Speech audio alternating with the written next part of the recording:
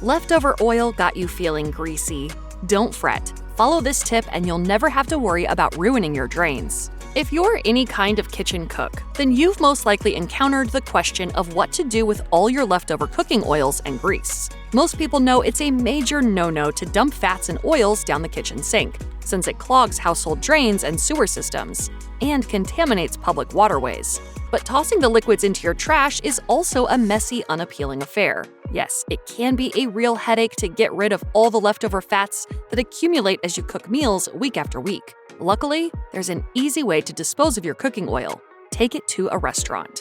Sure, you could pour your frying oil into a container and reuse it, or seal grease from cooking in an aluminum foil pouch and simply place it in the trash. However, there are limitations on how much oil you can throw away with these methods. Using grease recycling services, which are in place at most restaurants, is the most ideal and sustainable solution, since leftover cooking oils are repurposed and made into biofuels and animal feed. While fat, oil, and grease recycling centers are available, there are far fewer of these specialized recycling centers than there are restaurants. It's likely that a recycling center is farther away than your local fast food restaurant or greasy diner. Knowing you can recycle cooking oils at nearby restaurants can save you the time and energy of a trip all the way to a separate recycling place. So the next time you're craving a juicy burger or fried food, see about taking your leftover cooking oils with you. While the restaurant's grease disposal containers are usually located in the back of the restaurant near other waste bins, it's always a good idea to ask for permission before using them. It will certainly look a little fishy for a person to be rooting around behind a restaurant with a container of unidentifiable liquid. Instead, take the time to ask the restaurant manager if it would be okay to drop off your grease and cooking oils from time to time.